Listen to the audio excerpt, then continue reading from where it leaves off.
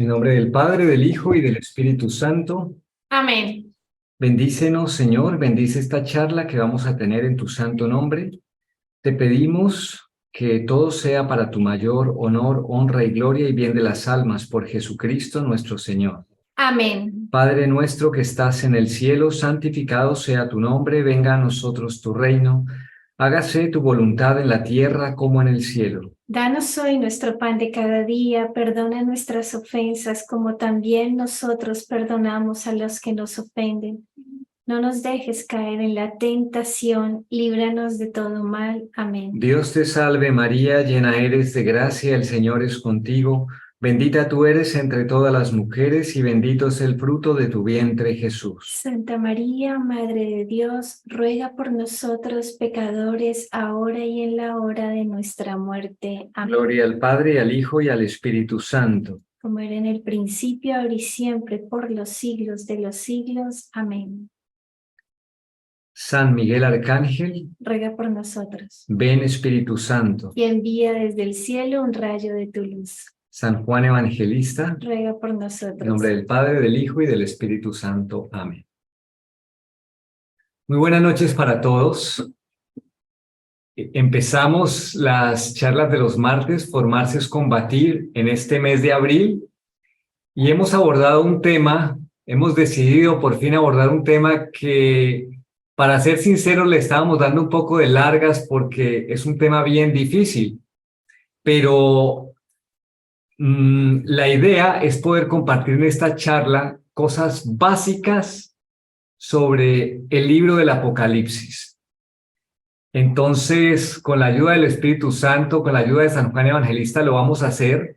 Nos hemos basado principalmente, para que ustedes lo sepan, y lo vamos a hacer a lo largo de las charlas, en los comentarios que tiene el padre Barnes, sacerdote jesuita, en el libro de la Habac, en los comentarios sobre el Apocalipsis, también sobre los estudios que ha hecho el padre Miguel Fuentes, sacerdote argentino, especialista en el Apocalipsis, que tiene un libro que él ha hecho interpretando el Apocalipsis, siempre a la luz de la tradición y el magisterio de la Iglesia. Esto es lo que nos gusta mucho de este padre.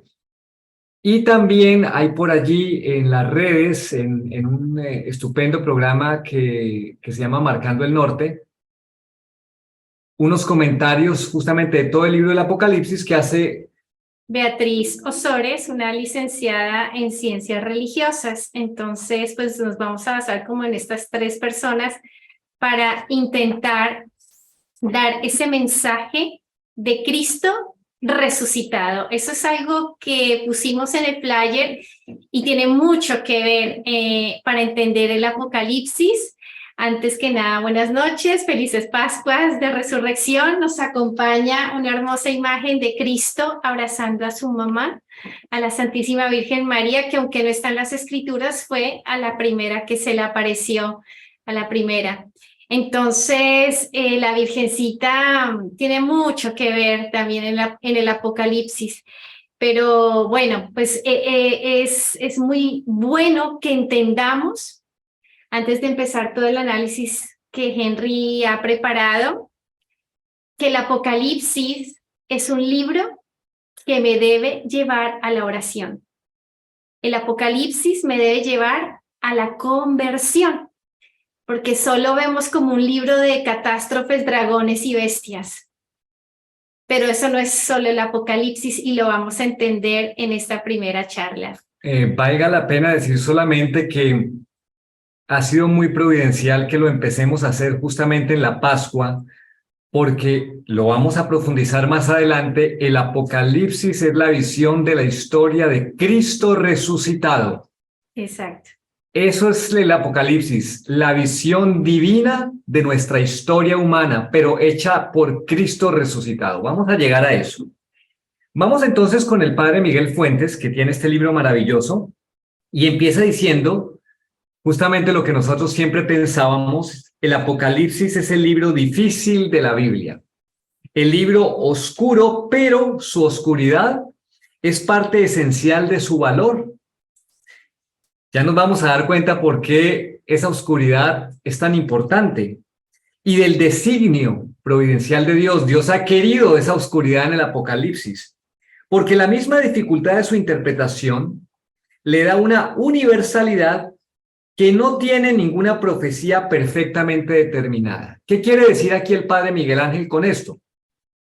Lo que quiere decir es que nosotros podemos encontrar libros proféticos en el Antiguo Testamento, como el libro de Daniel, por ejemplo, cuando habla de las 70 semanas, pero ya los exégetas, los expertos se han dado cuenta que es una profecía que ha tenido su cumplimiento. Pero, bueno, y hay muchos ejemplos más de profecías en este sentido, también en Isaías, pero no sucede así con el Apocalipsis, por eso es que es oscuro. Entonces, se pregunta el padre las afirmaciones del Apocalipsis y nos preguntamos también con él a qué época se refieren. Entonces, la respuesta es que siempre son susceptibles de ser aplicadas al momento presente de la historia, que en todo instante puede ser el último, como cuando decimos nosotros no sabemos ni siquiera si mañana vamos a estar vivos y ese puede ser nuestro último momento de la historia, el penúltimo, o simplemente otra fase más que guarda impactantes semejanzas con los tiempos postreros. Cuando uno lee historia de la iglesia, se da cuenta que muchas de las cosas que con esa visión muchas veces apocalíptica no muy bien vista, sino como decía Paola, de las catástrofes, del poder dominante de cada época, pues esas cosas ya se han presentado en la historia de la iglesia. Y la iglesia ha tenido que pasar por eso. Resulta luminoso el pensamiento de un sacerdote muy santo que se llama Dolindo Ruotolo, que es un exégeta muy famoso, muy conocido, nació por allá en 1882, murió en 1970. El padre Pío habló de él y siempre dijo que era un sacerdote muy santo, y es un sacerdote que hizo exégesis con el Apocalipsis. Aquí lo cita el padre Miguel Ángel y dice, él se responde a sí mismo a esa pregunta que tantas veces ha surgido, y es, ¿por qué Dios nos ha dado el libro del Apocalipsis, siendo tan oscuro? O sea, ¿para qué no lo dio? Hay otros, uno lee el Nuevo Testamento y es mucho más claro, mucho más bonito, está como mucho más a nuestro alcance. Pero esta oscuridad del Apocalipsis, entonces, ¿por qué nos la ha dado Dios? Y él mismo contesta, porque tratándose de las pruebas supremas que la iglesia padecerá antes de unirse triunfalmente en el cielo, precisamente la oscuridad y la dificultad que entraña para ser descifrada, y aquí viene la clave, empuja a todo cristiano a mantenerse firme en la fe y a ser fiel a Dios en las pruebas que le toca sufrir a la iglesia de su propio tiempo. Va a decir más adelante, Paola, o sea, si nosotros supiéramos, si Dios nos hubiera dejado explícito en el Apocalipsis las fechas exactas, la interpretación exacta de todo lo que allí se daba, pues miren, tal y como somos nosotros, nos vamos a relajar. Y de hecho pone un ejemplo del Antiguo Testamento, de la profecía de este rey, creo que es Ezequías, cuando se le dice que se le va a castigar, pero no a él, no en su época, sino a su descendencia. Entonces él lanza un comentario como, ah, qué bueno, o sea, como qué bien los designios de Dios. Estoy de acuerdo con los designios de Dios, claro, pero se le va a castigar por muchas cosas que él hizo, pero se queda ya tranquilo porque sabe que no va a suceder en su época. Entonces creo que si nosotros tuviéramos claro que el Apocalipsis no fuera de nuestra época, y haríamos lo mismo, ay, qué bueno, ya le tocará a otros, ¿no? Pues no, precisamente por eso Dios lo ha dejado con esa oscuridad, para que nosotros estemos, como se dice, en vela, vigilantes, y no nos suceda como le sucedía al rey Ezequías. Bueno, esta licenciada Beatriz Osores dice algo muy lindo, algo que a mí me llegó mucho al corazón, que lo quiero compartir. Miren lo que dice Apocalipsis 1:1, que tiene que ver con lo que tú acabas de decir. Revelación de Jesucristo, o sea, ya me está empezando con la palabra revelación. Apocalipsis significa revelación. Revelación de Jesucristo, que para instruir a sus siervos, ¿quiénes son los siervos de Jesucristo? Pues nosotros, los que creemos en Él. Por eso es un libro que va directamente a tu corazón. Este libro es para todos nosotros y es muy actual con todo lo que se está viviendo en este momento. Revelación de Jesucristo, que para instruir a sus siervos sobre las cosas que han de suceder pronto. Fíjense, pronto. Y ese pronto, cada uno interprételo como un ya. Como si yo no me convierto, si yo no alcanzo esa segunda conversión de la que hablamos en otras charlas, si yo me contento con ser un cristiano light, que vivo en el mundo y soy del mundo a veces, y a veces pues sí voy a la iglesia, pero me gusta mucho el mundo y las cosas que dice el mundo y me creo todo lo que me propone el mundo. Un cristiano tolerante, podríamos decir. Pues hay que leer el Apocalipsis con el espíritu con que fue escrito. No olvidemos eso, porque mucha gente abre este libro y quiere encontrar sucesos, no sé, expectativas, ¿qué va a pasar? ¿No? Y no podemos leerlo de esa manera, porque aquí ya nos está diciendo que Jesucristo nos quiere instruir, nos quiere seguir enseñando, ya resucitado, con un mensaje, pero desde el cielo. Ya no es el Jesucristo de los evangelios que estaba aquí en la tierra, no, es el mensaje de Jesucristo que está en el cielo. Y aparecen unas bienaventuranzas en este libro. Aparte de las 8 que aparecen en San Mateo. Y nada más en el versículo 3 del capítulo 1 aparece la primera bienaventuranza. Acuérdense que bienaventurado quiere decir felices, bienaventurados, felices. Y fíjense en esto, porque esto también es para ti y para mí. Y es muy actual. Bienaventurado el que lee y los que escuchan las palabras de esta profecía. Y los que observan las cosas en ella escritas. Pues el tiempo está próximo. El tiempo está próximo. Esto yo también, de verdad, que lo puedo interpretar con el día de mi muerte, que no sé si va a ser en 1 hora o mañana. Y se me acabó el tiempo. El tiempo para ser santa y santificarme se me acaba. Ya no hay más oportunidad. Entonces, leámoslo con esta visión. Y algo precioso que decía esta licenciada es que tal vez ella decía algo muy bello. Este libro fue escrito por el evangelista San Juan, el apóstol San Juan, ya cuando estaba viejito y que estaba desterrado en la isla de Patmos. ¿Y quién era su modelo para leer el Apocalipsis? La Virgen María. La Virgen María, ¿saben por qué? Porque la Virgen María, dice San Lucas, guardaba todas las cosas en su corazón.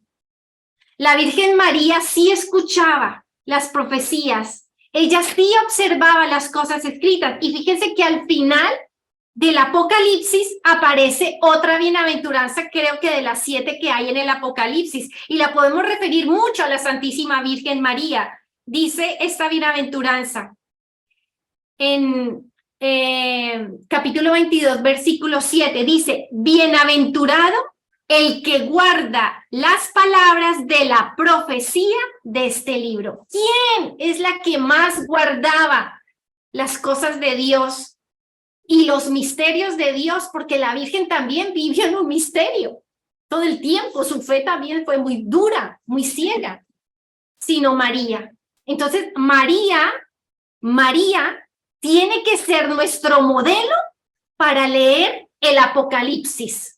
Que nosotros también leamos, escuchemos y guardemos. Ojo con estos 3 verbos que los dice aquí en las Sagradas Escrituras San Juan. Leer, escuchar y guardar esa revelación que tiene Jesucristo para ti el día de hoy. Así hay que leer el Apocalipsis. Bien, vamos viendo la riqueza que tiene esto, ya en los distintos pasajes que ha citado Paola. Vamos a tener tiempo también de ahondar poco a poco al ir avanzando en el Apocalipsis.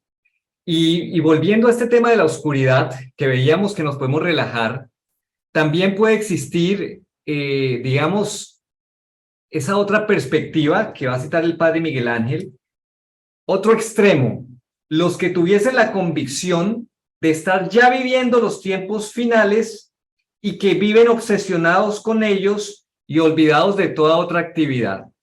Y cita, como tal vez ustedes lo conozcan, en la carta a los tesalonicenses, donde San Pablo les tiene que llamar la atención porque ellos pensaban que ya la cosa era inminente. Sí. O sea, que el apocalipsis era inminente. Una cosa de aquí a la otra semana, entonces no trabajaban. Y dijeron, pues no trabajemos porque ya qué sentido tiene, ¿no? Después les va a decir el que no trabaje, que no coma. Entonces, esta también puede ser la otra perspectiva cuando estamos pensando que todo es una cuestión inminente. Voy a volver a citar ese primer versículo del Apocalipsis, del 1 al 2, del primer capítulo, para terminar de profundizar esto que ha empezado Paola. Revelación de Jesucristo se la concedió Dios, estoy leyendo aquí de otra Biblia, se la concedió Dios para manifestar a sus siervos lo que ha de suceder pronto, y envió a su ángel para dársela a conocer a su siervo Juan, el cual ha atestiguado la palabra de Dios y el testimonio de Jesucristo, todo lo que vio. Entonces dice el padre Miguel Ángel, estos versículos son introductorios a toda la obra, hacen de presentación de la misma, indicando el carácter, el autor y la finalidad del escrito. El carácter, hoy vamos, sobre todo, de una vez se los vamos a decir, esperamos que podemos llegar a entender que se trata de un libro que es una profecía apocalíptica en forma de carta. Tiene 3 elementos: profecía, apocalíptica en forma de carta. Pero antes de que lleguemos a eso, por eso está diciendo aquí el padre que esto tiene un carácter, y ahí vamos viendo el carácter del libro. Si no sabemos qué tipo de libro es, no vamos a poder llegar con la luz del Espíritu Santo a descifrar todas sus imágenes. Nos vamos a inventar cualquier cosa, como vemos que se inventan cualquier cosa en las películas, en las interpretaciones libres. Hay un autor ya confirmado a pesar de tantos conflictos de que si es Juan, de que si no es Juan.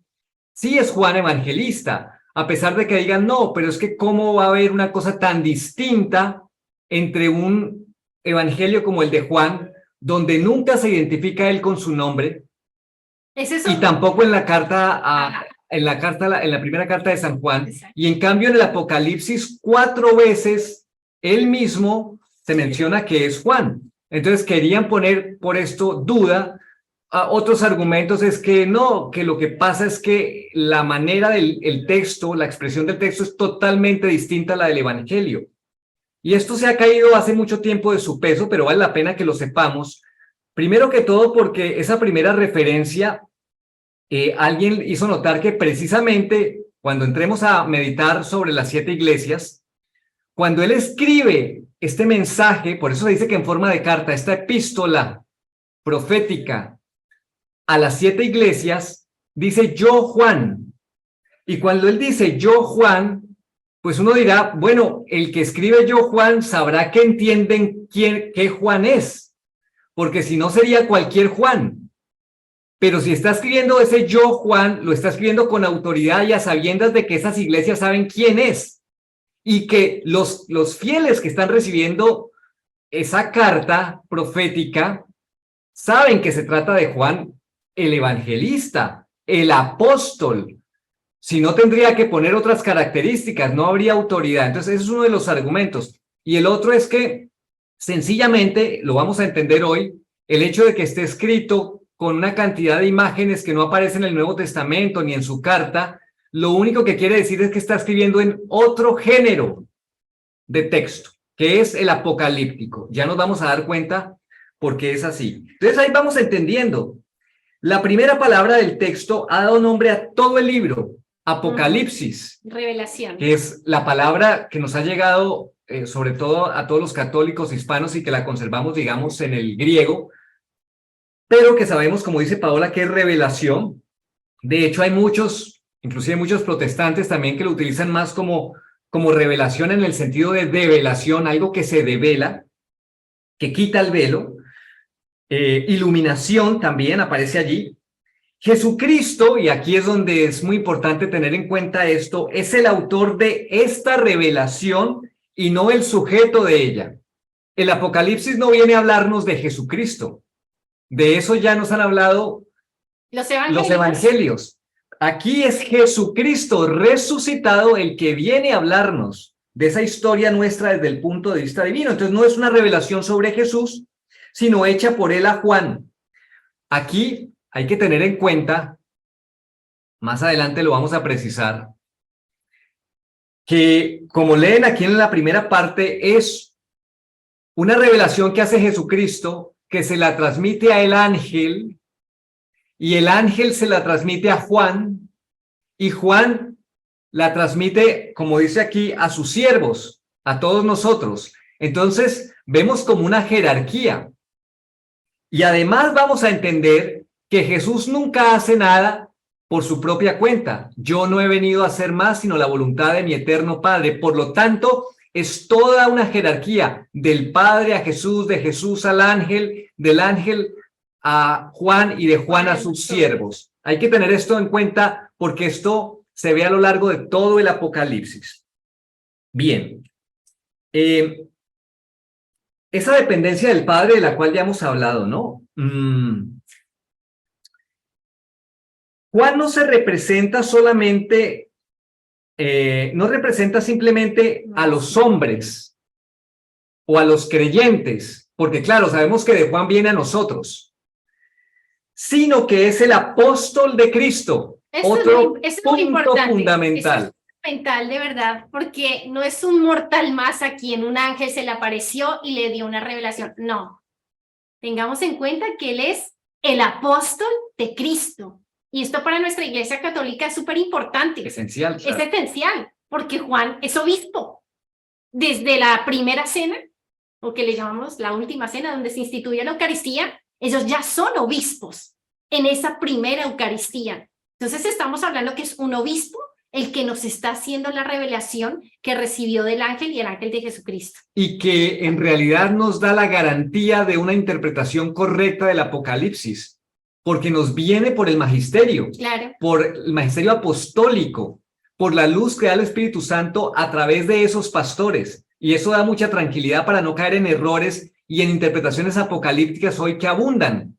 Y abundan como muchas veces manifiesta las escrituras a través de San Pablo, etcétera, donde empiezan a aparecer allí falsos profetas y falsas interpretaciones. Hoy en día, como dices, las dice cualquiera, ¿sí? Entonces, no, aquí es un obispo que nos está haciendo esta revelación. Esto es muy importante, de verdad, que da garantía, da fe de que esto es verdad. El padre Miguel Ángel también se refiere aquí a ese pronto que mencionaba Paola, que es muy importante tener en cuenta, las cosas que han de suceder pronto. El pronto, tajos, en el hebreo, no es nuestro pronto, porque para Dios un día es como 1000 años y 1000 años como un día. Entonces dejémoslo también claro, ¿no? Si bien es cierto, como bien decía Paola, que ese pronto lo tenemos que entender como particularmente cada fiel en las cosas que le están sucediendo en su presente. Sí, pero yo hablaba más que todo en la dimensión espiritual de esa persona. Claro. Me refería a ese pronto espiritual, como, exacto, oye, abre los ojos, lee, escucha y guarda. Es ese pronto espiritual. ¿Por qué? Porque es un libro divino. Y yo lo debo leer con el espíritu con que fue escrito. No, como dijo Henry al comienzo, nosotros no vamos a hacer un estudio científico del Apocalipsis. Claro, no, aquí no vamos a estar viendo exégesis histórica, análisis literario. No. Eso, si ustedes quieren, que es muy interesante, sí, pero que requiere tiempo, lo van a encontrar en el libro de Labac. Cuando vean al padre Bartina, los comentarios al Apocalipsis del padre Bartina, sacerdote jesuita, en el libro de Labac, ahí pueden encontrar, leyendo lentito, toda esa profundidad de análisis a nivel literario, a nivel de, sí, el análisis del texto, análisis histórico, etcétera. Pero Pero no es la intención. no es la intención, tanto que Henry me decía que este libro del padre Miguel Ángel, él lo escribió con la intención de llevarnos a la oración, de que el Apocalipsis sea un libro explicado por él a partir de tantos estudios que ha hecho el padre Miguel Ángel, pero para que a nosotros ese libro nos lleve a un encuentro con Dios. Esa es la idea de estas charlas. Entonces, se refiere el Apocalipsis indudablemente, con todo y que estamos haciendo esa aclaración del pronto, se refiere a los sucesos últimos de la historia de los hombres, pues es el argumento explícito de muchos de los pasajes de este libro. ¿Qué duda cabe? Cuando uno lo lee, se da cuenta de eso. Pero también se refiere, como bien ya lo ha dicho Paola, a hechos cercanos. Podríamos decir, más adelante lo voy a decir, son tres elementos fundamentales. Los hechos contemporáneos de la época de el que escribió el Apocalipsis, de Juan, se refiere a hechos concretos. Son tan concretos de esa época que está referido a 7 iglesias de la Asia Menor. Pero por otro lado se refiere a un futuro que transcurre desde esa época contemporánea hasta nuestros días. Y además se refiere hacia esas últimas verdades escatológicas, hacia ese final. Entonces, se refiere a esas tres cosas. Dicen, un poco como para ver la parte exegética, por eso es que muchas cosas en el Apocalipsis son tipo y otras antitipo. Esto lo habíamos dado alguna vez cuando hablamos de la Virgen María, que el padre Lapoterí nos lo dejaba claro. Entonces, el tipo es justamente eso contemporáneo, eso que está sucediendo ahí en el momento de Juan, y el antitipo es lo que va a suceder hacia futuro. Esto es muy importante tenerlo en cuenta en el Apocalipsis. Pero también otra versión de esas 7 iglesias, no hay que olvidar que el 7 es el número de la plenitud. Aunque Juan en ese siglo primero le está hablando de esas 7 iglesias de Asia Menor, que hoy en día es Turquía, son iglesias mediterráneas, también podemos decir que esas 7 iglesias son el antitipo de la iglesia y todas las iglesias de hoy día. Y me refiero a las iglesias católicas, no a las otras, no. Solamente a todas las iglesias que geográficamente están esparcidas por todo el mundo. Entonces, no hay que olvidar que el Apocalipsis está llena de muchos símbolos, de mucho simbolismo que se han interpretado. Para eso se han matado todos estos exégetas interpretando, y que sabemos que el 7 es el número de la plenitud, lo cual quiere decir que también es un mensaje no solo para las 7 iglesias de Asia Menor, sino también para todas las iglesias. Para toda la iglesia, así es. Muy bien. Hecho, digamos, este prólogo como de datos generales del Apocalipsis, vamos a lo central de hoy, que es entender por qué el Apocalipsis es una profecía apocalíptica en forma de carta. Vamos a encuadrar entonces ese modo de lectura. Nos dice el padre Miguel Ángel que, como es tal vez el libro más apasionante de la Biblia, por muchas razones, una de ellas es porque contiene una maravillosa teología de la historia. Es decir, ya hemos dicho, es la visión de Cristo resucitado de la historia humana.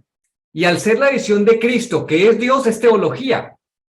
Es la visión de Dios, de lo que nos sucede a nosotros.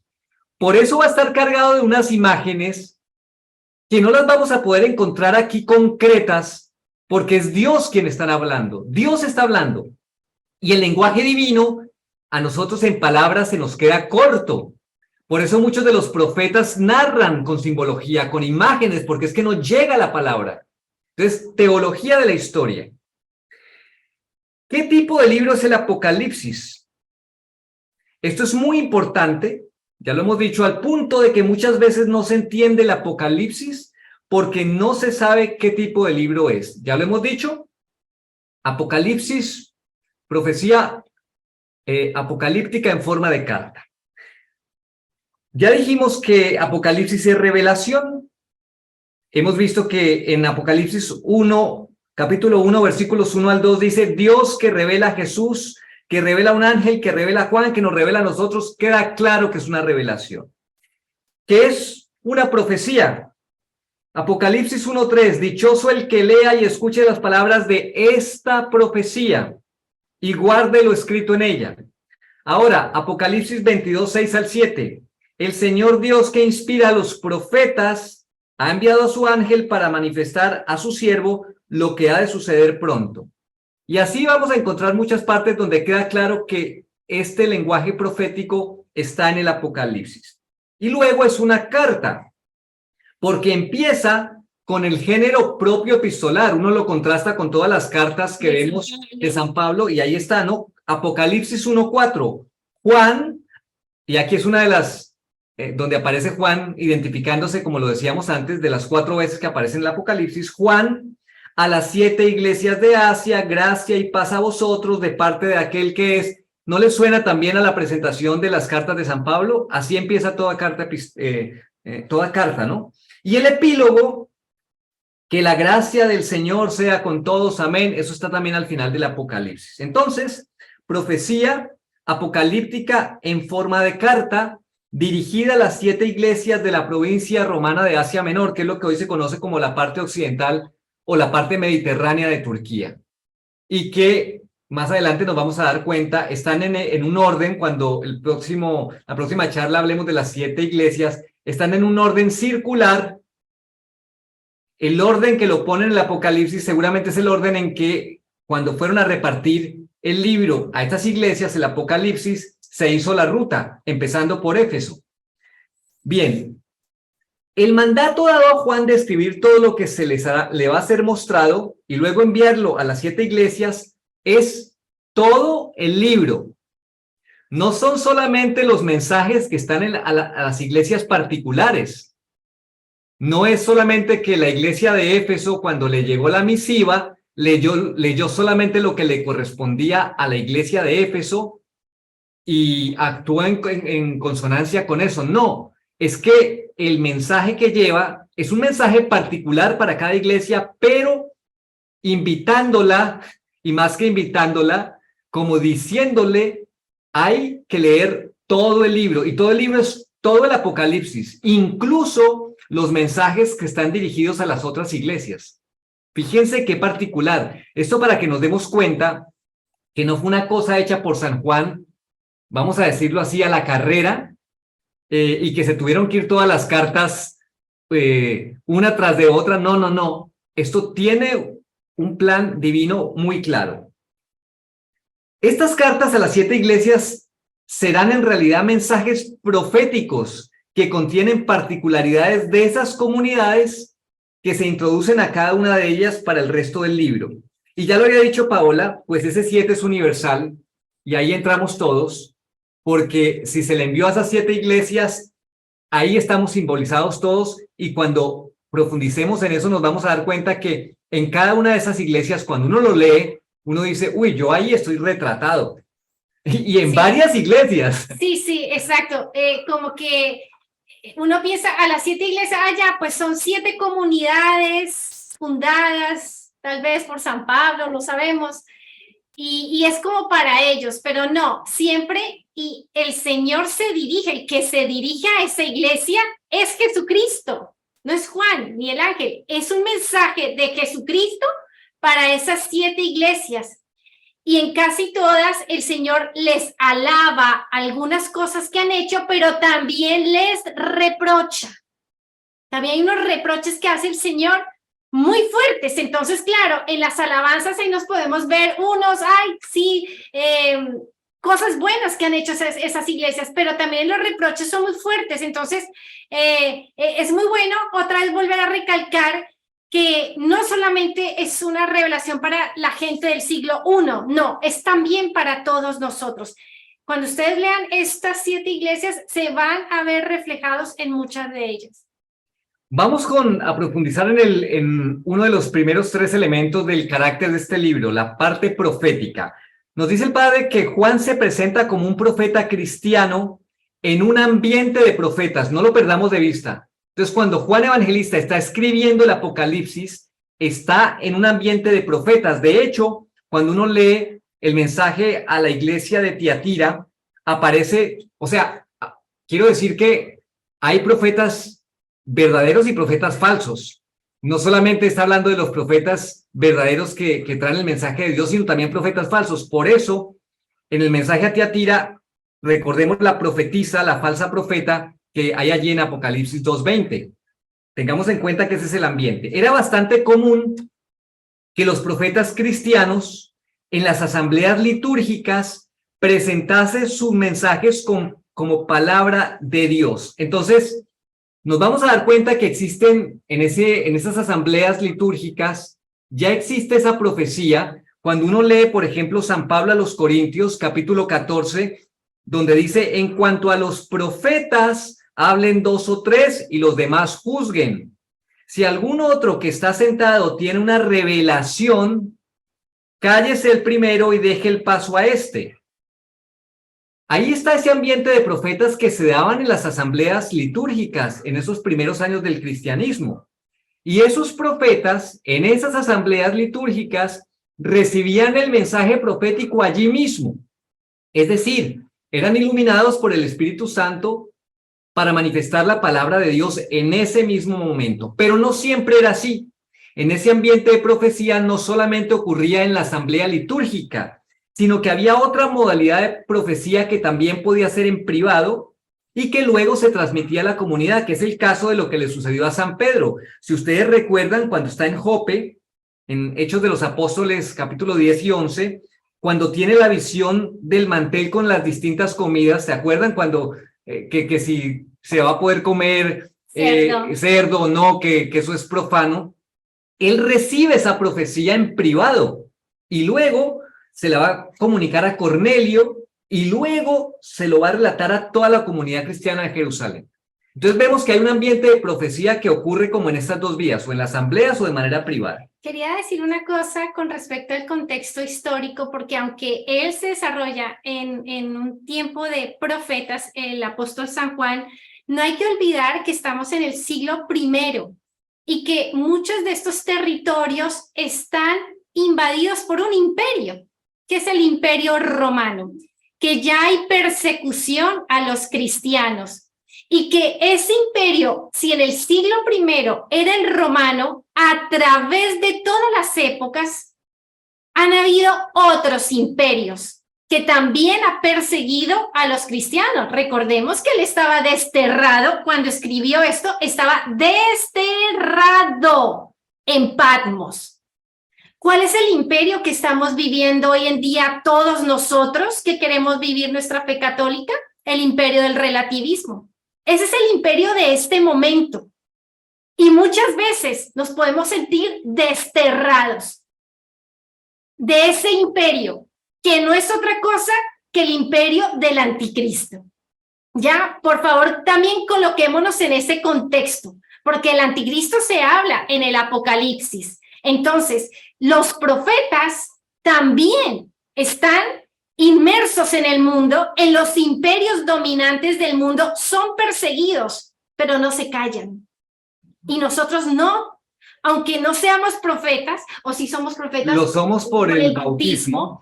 Profetas, sacerdotes y reyes, que el Apocalipsis habla de eso también, nos dice que nosotros somos eso, profetas, sacerdotes y reyes. No nos callemos, no nos callemos, así nos destierren, pero tenemos que hacer lo que tienen que hacer los bienaventurados. Si nos consideramos felices y bienaventurados por creer en Cristo, debemos leer, debemos escuchar y debemos guardar tal como lo hacía la Virgen María. No hay que olvidar eso. Sobre todo lo último, guardar, vivir. Guardar y vivir. ¿Por qué? Más que todo ahora que estamos sometidos al imperio del relativismo. Bien, continuando con lo de la profecía, ese carácter profético del libro, es importante, nos recuerda el padre Miguel Ángel, entender que Juan se coloca en la línea de los profetas del Antiguo Testamento. Y por eso el libro del Apocalipsis está repleto de referencias a las profecías de profetas antiguos. Isaías, Jeremías, Ezequiel, Daniel, está lleno de eso. Lo que pasa es que Juan reinterpreta esas profecías y las pone en un contexto que es el que Dios le pide en ese momento. Pero al decir que está en la línea de los profetas del Antiguo Testamento, es que los profetas también del Antiguo Testamento, que acabamos de citar, Isaías, Jeremías, Ezequiel, Daniel, también tomaban las profecías anteriores y las actualizaban y las ponían en su contexto. O sea, era como la línea de profetismo que viene del Antiguo Testamento. Pero Juan se entiende a sí mismo, y esto es lo que cambia, esa es la perspectiva, se entiende a sí mismo como escribiendo en la cima, en la plenitud de esa tradición. ¿Por qué? Porque las otras profecías del Antiguo Testamento estaban como anunciando algo que tiene cumplimiento en el tiempo de Juan. Y Juan está hablando de la victoria del Cordero, que es lo que vamos a ver en el Apocalipsis. Y está hablando de ese Mesías, de ese Jesús, en donde se han cumplido muchas cosas que los antiguos profetas eran lo que anunciaban. Entonces él está en esa plenitud de la línea de los profetas del Antiguo Testamento, y por eso entendemos que este libro del Apocalipsis es profético. Vamos ahora a su carácter apocalíptico. Este género, porque es un género, en una manera de escribir, tuvo su edad de oro justamente en el momento de la redacción del llamado Apocalipsis de Isaías. Más o menos, para no entrar mucho en detalle porque ya no nos da el tiempo, entender que más o menos del segundo siglo antes de Cristo hasta el segundo siglo después de Cristo es el rango en que se sitúa este género apocalíptico, en donde se escribía con género apocalíptico, y Juan está dentro de ese rango. De hecho, es la plenitud, porque sabemos que el Apocalipsis fue escrito en la década de los 90, en ese primer siglo. Entonces, eso es muy importante a tener en cuenta. ¿Cuáles son las formas de presentación de este género? Visiones, audiciones, sueños, viajes celestes, instrucciones angélicas, voces del cielo, lectura de libros celestiales. Eso lo trae el género. Esto no es una cosa solamente que aplica Juan, sino que ya lo trae el género apocalíptico. Tiene preferencia por las imágenes misteriosas de este género, por los números simbólicos. Nos vamos a dar cuenta que los números son muy importantes en el Apocalipsis, no como una cosa esotérica. No, eso no tiene nada que ver, porque ahí nos vamos para otro lado, ahí nos vamos para el lado del de la cola. No, se trata de una interpretación de lo que el pueblo judío y este sentido profético tenía por la interpretación de los números. El 7, que significa totalidad, plenitud. De eso vamos a profundizar más adelante. Los nombres extraños, la periodicidad del universo a lo largo del tiempo, etc. El Apocalipsis de Juan tiene que ver con el juicio escatológico y la salvación, y con el impacto de estas verdades, es decir, de ese juicio escatológico, de ese juicio de esas últimas verdades, y el hecho de la salvación, que es muy importante, el impacto que tienen estas verdades en la situación presente de quien escribe. O sea, él tiene una situación, él está escribiendo esto, él está viendo todas esas visiones, y tiene, como decía Paula, el contexto histórico de lo que hay, de la Roma, de la persecución. Todo eso es muy importante para poder luego llegar a entender el Apocalipsis. Entonces, nos vamos dando cuenta que sus intereses son proféticos, y que en realidad el género apocalíptico es como un vehículo en el cual viaja la profecía.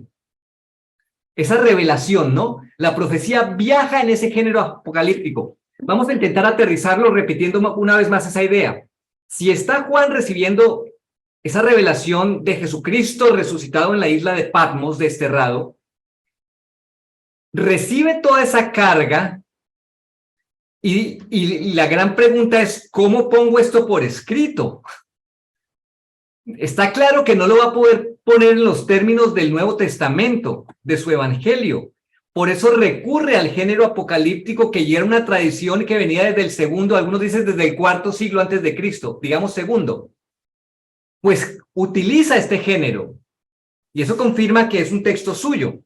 Entonces, esto es importante tenerlo en cuenta. Vamos a ver unos elementos en el Apocalipsis de San Juan. Uno de ellos es que, y esto es importantísimo, que tiene que ver con el hecho de que sea Cristo resucitado el que revela, porque comunica una perspectiva trascendental del mundo. Y esto se evidencia en el comienzo del capítulo 4. Después de esa profecía a las 7 iglesias, cuando San Juan, y nosotros con él, porque hay que leerlo así, es llevado al trono de Dios para ver el mundo desde la perspectiva celestial. En el capítulo 4 empieza toda la narración de esa liturgia celeste. Recuerden el trono, el cordero como degollado pero de pie, los 24 ancianos, toda esa visión de la liturgia celestial. Sí, sí. Ahí nos ubicamos con San Juan todos nosotros.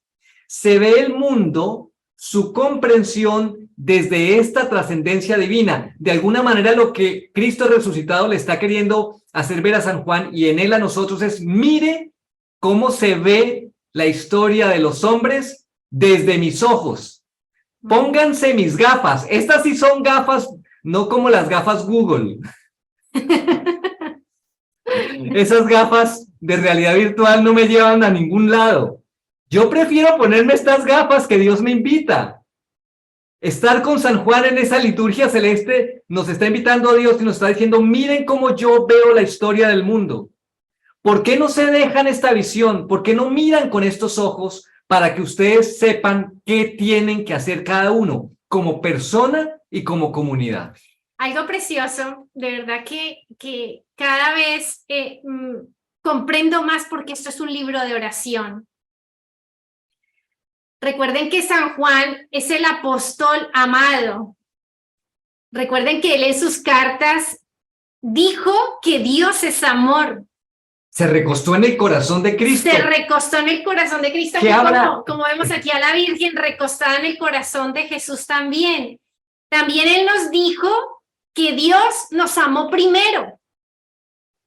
Acabamos de salir de la Semana Santa y espero que todos nosotros le hayamos dado o le hayamos dicho al Señor: gracias por morir por mí. Todo lo que sufriste, lo hiciste por mí, porque recuerden que Dios no ama en masa, como el demonio, que sí nos pone un número, el 666 que está en este libro. Él no ama, él nos ve como una masa, nos ve como números, así nos ve el demonio. Pero Dios nos ve a cada uno personalmente. Como un corazón. Y él murió por nosotros. ¿Quién ha muerto por ustedes? Eso no lo pudieron decir muy lindo en el oído allá en la adolescencia: es que yo daría mi vida por ti. Eso es mentira. Solo Jesús da la vida por nosotros y lo hizo de verdad. Y miren qué lindo, es que San Juan es espectacular porque nomás empezando el Apocalipsis nos recuerda de nuevo que Jesús nos ama. De verdad que este apóstol es precioso, por eso le queremos tanto. Es un apóstol del corazón de Jesús, San Juan Evangelista. Y él nos recuerda quién es Cristo y qué hizo Cristo por nosotros. Eso nos lo vuelve a recordar nomás empezando el Apocalipsis. Dice: y de Jesucristo, el testigo veraz, el primogénito de los muertos, el príncipe de los reyes de la tierra. Como diciendo: sí, yo estoy aquí viviendo un imperio romano de puros reyesuelos, pero el que es el rey de reyes es Jesucristo. Al que nos ama, ahí está, al que nos ama. Capítulo 1, versículo 5, nada más empezando el Apocalipsis, nos está recordando que Cristo nos ama y nos ha absuelto de nuestros pecados por la virtud de su sangre. Que no se nos olvide esto, amigos, que no se nos olvide que murió por nosotros, que dio su vida por nosotros, que derramó toda su sangre por nosotros. Y miren tan lindo San Juan más adelantito lo que viene a decir en el versículo 9. Yo, Juan, vuestro hermano y compañero en la tribulación. Aquí que nadie se sienta solo, rechazado, deprimido, triste. Está Dios y un apóstol que me está diciendo que es mi hermano. Juan es mi hermano y es mi compañero en esta tribulación. ¿Ustedes están tribulados? Seguro que sí. Nosotros igual acá. También estamos viviendo nuestra propia tribulación, pero no estamos solos. Y esto da mucha esperanza porque esta licenciada Beatriz Osores decía que el Apocalipsis, lo que me quiere decir Juan, o para qué escribió Juan el Apocalipsis, es para que perseveremos hasta el final. Ese es el objetivo del Apocalipsis, porque en la tribulación estamos todos metidos. Pero él escribe esto para que tengamos perseverancia hasta el final. Y Él, desde el cielo, porque está vivo, es nuestro compañero en esta tribulación. En ese sentido, en el hecho de que vamos a comprenderlo con esa visión de Dios, que es la única manera de poder acrecentar nuestra fe, mantenernos firmes en la fe, viene a hacernos ver el Padre que Juan no solo es transportado al cielo y en él todos nosotros, sino también al final del tiempo. Es decir, el Apocalipsis me pone en la dimensión espacial y temporal.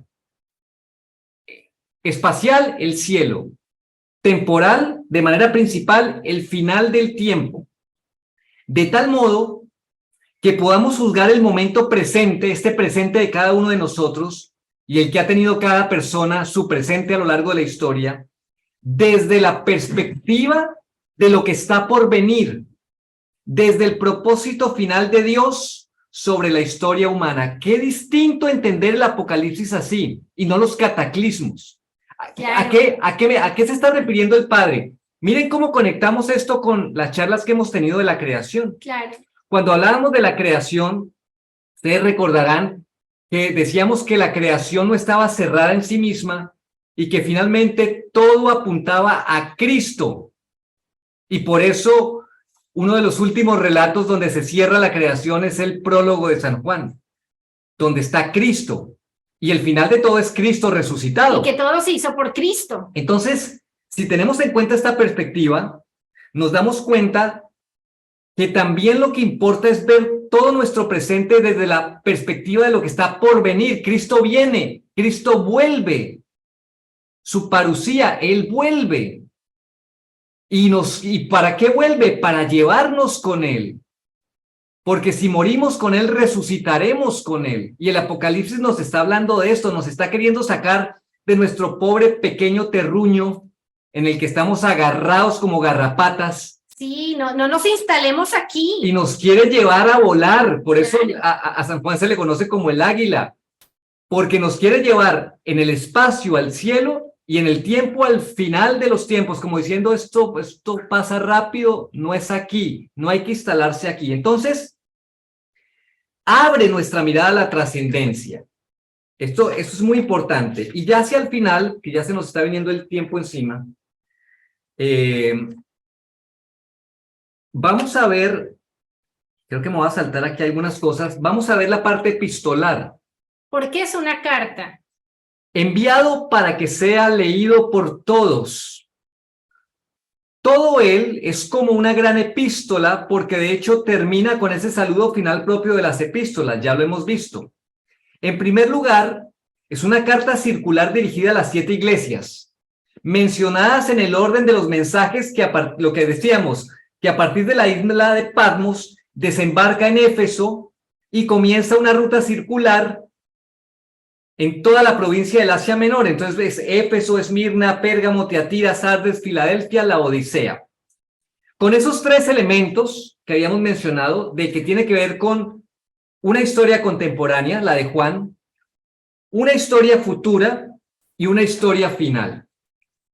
Entonces, el resto del libro, es decir, del capítulo 4 al capítulo 22, después del de las iglesias, es la respuesta que ilumina el modo en que deben enfrentar las diversas dificultades que estaban envueltos los cristianos en esas comunidades. Es decir, si bien es cierto que esos primeros 3 capítulos tienen un mensaje muy concreto para las iglesias, del capítulo 4 al capítulo 22, se lo van a tener que leer porque es todo el libro, el mensaje, la misiva, pero les va a marcar el modo a enfrentar esa realidad que están viviendo en el presente.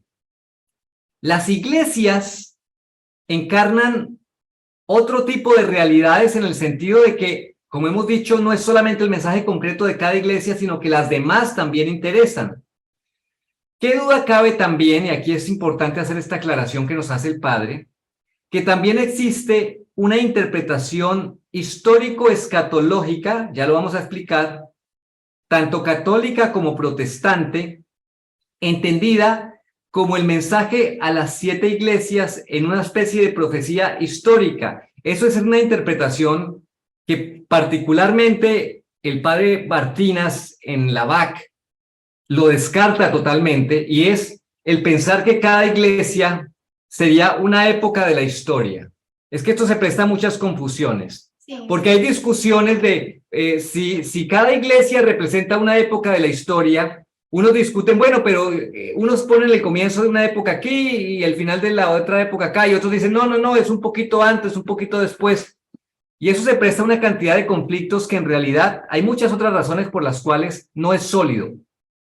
Entonces, vamos a terminar diciendo que lo más importante, el mensaje más importante, para recalcar mucho lo que Paola ha dicho, es, ante todos estos cataclismos que vemos por internet, películas, mensajes, profecías, que nos están diciendo, ¿sabe qué? Haga un acopio de alimentos, hágase un subterráneo, váyase a la cima del cerro, váyase al bosque, claro, a la selva, ante todo refugios, esto, están construyendo refugios humanos, muchas familias están yendo a las ciudades.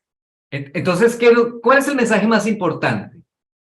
Miren, sin querer criticar la opción de cada persona, porque habrá quien esté llamado a irse a un refugio, ahí nosotros no entramos. Eso lo dejamos al ámbito de la conciencia y de la fe de cada persona en su relación con Dios.